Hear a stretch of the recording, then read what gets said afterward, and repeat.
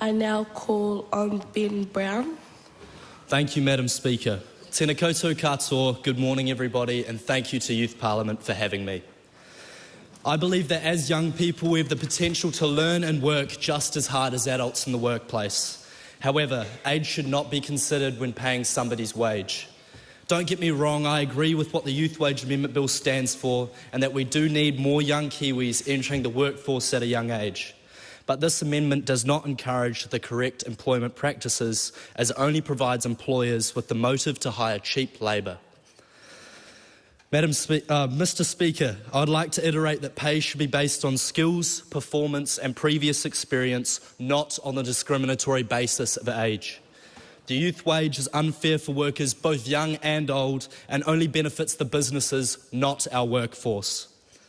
These starting out rates were designed to support young people entering the workforce as it encourages employers to hire more young people as their wages are cheaper to pay. However, according to the Ministry of Business, Innovation and Employment in June of 2021, only 10.8% of workers aged 16 to 17 are paid this 80% of the minimum wage. This creates a disadvantage between the small percentage of youths who are paid the youth wage and youths who are paid the minimum wage. Rather than hiring workers based on their skill set and performance, it encourages businesses to only consider the costs when hiring employees.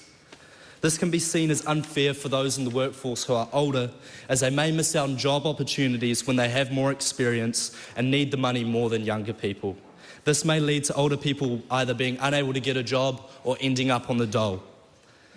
But personally, when I got my job at my local supermarket at the age of 16, paid $15 an hour after tax or 80% of the minimum wage at the time, I did not feel it was doing justice to the amount of work I was doing, especially while undergoing school alongside work.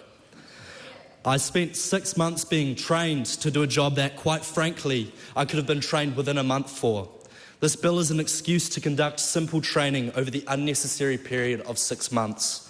And we agree with the trade union's concerns that this bill incentivises poor employment practices as, in addition, employers are legally allowed to make these youth workers redundant after a 90-day trial period without any justification. I speak on behalf of other youth workers similar to myself who have dedicated a part of their young lives for unfair return, when we should be learning and working with equal pay to those with similar skill sets regardless of age. With this being said, I urge you, members of Youth Parliament, to vote for the abolition of the Youth Wage Amendment Bill. The youth wage is against the morals of New Zealand, having equal rights among equal people. Thank you.